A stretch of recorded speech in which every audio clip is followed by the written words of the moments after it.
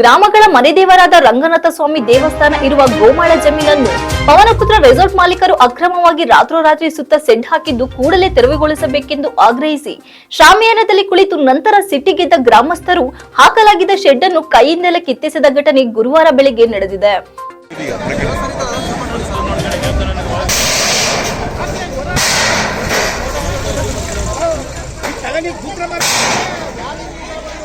ಗ್ರಾಮದ ಶಾಂತಕುಮಾರ್ ಮತ್ತು ಪುರುಷೋತ್ತಮ್ ಮಾಧ್ಯಮದೊಂದಿಗೆ ಮಾತನಾಡಿ 13 ಎಕರೆ 9 ಗುಂಟೆ ಗೋಮಾಳ ಜಾಗದಲ್ಲಿ 100 ವರ್ಷ ಇತಿಹಾಸ ಇರುವ ರಂಗನಾಥ ಸ್ವಾಮಿ ದೇವಸ್ಥಾನವಿದ್ದು ಈಗ ಕೆಇಡಿಬಿಐ ಅಧಿಕಾರಿಗಳು ಬಂದು ಇದನ್ನ ಪವನಪುತ್ರ ರೆಸಾರ್ಟ್ ಅವರಿಗೆ ಪರಭಾರೆ ಮಾಡಿದ್ದಾರೆ. ಈ ಬಗ್ಗೆ ಏನೇ ದಾಖಲಾತಿ ಕೇಳಿದರೂ ಕೊಡುತ್ತಿಲ್ಲ. 1994ರಲ್ಲಿ ಪವನಪುತ್ರ ರೆಸಾರ್ಟ್ ಅವರಿಗೆ ಜಮೀನು ಹೋಯಿತು. ಉಳಿದ ಗೋಮಾಳ ಜಮೀನನ್ನು ಯಥಾಸ್ಥಿತಿ ಕಾಪಾಡುವುದಾಗಿ ಹೇಳಿದ್ದು, ಆದರೆ ಹಣ ಪಡೆದು ಗೋಮಾಳ ಜಮೀನನ್ನು ಕಾಪಾಡಲಿಲ್ಲ. ರಾತ್ರೋರಾತ್ರಿ ಗ್ರಾಮಗಳ ಜಮೀನಿಗೆ ಬೇಲಿ ಹಾಕಿದ್ದಾರೆ. ನಾವು ದೇವಸ್ಥಾನಕ್ಕೆ ಹೋಗಿ ಹಲವಾರು ದಿನಗಳಾಗಿವೆ. ಇಲ್ಲಿನ ಅನೇಕ ಗ್ರಾಮಗಳ ದೇವಸ್ಥಾನದ ದಾರಿಯನ್ನು ಅಡ್ಡಗಟ್ಟಿ ದೇವಾಲಯಕ್ಕೆ ಯಾರೂ ಹೋಗದಂತೆ ಭಕ್ತಾದಿಗಳಿಗೆ ತೊಂದರೆ ಕೊಡಲಾಗುತ್ತದೆ ಎಂದು ದೂರಿದರು. ಗ್ರಾಮದ ದನಕರು ಮೇಯಿಸಲು ಜಾಗವಿಲ್ಲ. ಇದ್ದ ಗೋಮಾಳ ಜಮೀನನ್ನು ಪವನಪುತ್ರ ರೆಸಾರ್ಟ್ ಮಾಲೀಕರು ಸ್ವಾಧೀನ ಮಾಡಿಕೊಂಡಿದ್ದಾರೆ.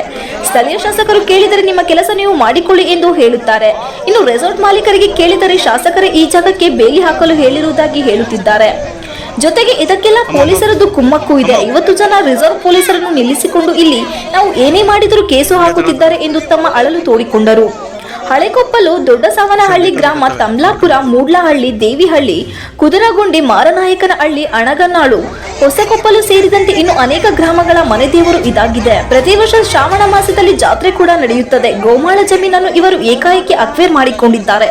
ಗ್ರಾಮಸ್ಥರಿಗೆ ಏನಾದರೂ ನ್ಯಾಯ ಸಿಗದಿದ್ದರೆ ದನಕರುಗಳ ಕಟ್ಟಿಕೊಂಡು ಡಿಸಿ ಕಚೇರಿ ಮುಂದೆ ಉಗ್ರವಾದ ಹೋರಾಟ ಮಾಡಲಾಗುವುದು ಎಂದು ಎಚ್ಚರಿಸಿದರು.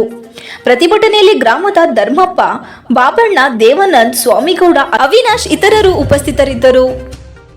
ದೊಡ್ಡಬಸನಹಳ್ಳಿ ಗ್ರಾಮಸ್ಥರು, ಸುತ್ತಮುತ್ತ ಗ್ರಾಮಸ್ಥರು ಇಲ್ಲಿ ಬಂದು ದೇವ್ರ ಪೂಜೆ ಮಾಡ್ತಾರೆ. ಗ್ರಾಮಸ್ಥರು ದನಗಳ ಒಟ್ಟಿಗೆ ಬಂದು ದನಗಳು ನೀರು ಕುಡಿದು ಮೇಯ್ದು ಮಲಗ ಅಂತ ಜಾಗ ಇದು. ಗುಡ್ಡು ತೋಪು, 150 ವರ್ಷದ ಇತಿಹಾಸ ಮರಗಳಿದ್ದಾವೆ.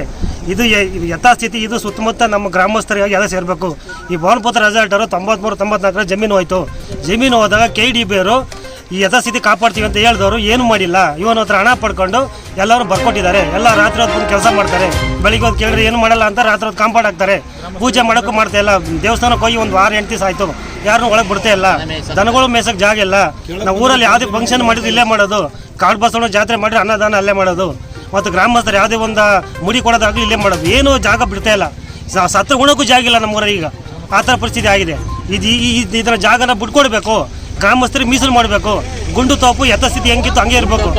ಇಲ್ಲ ಅಂದರೆ ಇದಕ್ಕೆಲ್ಲ KDB ಅಧಿಕಾರಿಗಳು ಕಾರಣ. KDB ಅಧಿಕಾರಿಗಳು ಅಕ್ರಮವಾಗಿ ಹಣ ಪಡೆದು ಇವನಿಗೆಲ್ಲ ಈ ಪವನಪುತ್ರ ಓನರ್ ದಿವಾಕರಿಗೆ ಮಾಡಿಕೊಟ್ಟಿದ್ದಾರೆ. ಮತ್ತು ಕೌಶಿದ PDO ಅವರು ಸಹ ಭಾಗಿಯಾಗಿದ್ದಾರೆ. ಅವರು ಇವ್ರ ಹತ್ರ ಲಂಚ ಪಡೆದು ಈ ಎಲ್ಲ ತಿದ್ದುಪಡಿ ಮಾಡಿದ್ದಾರೆ.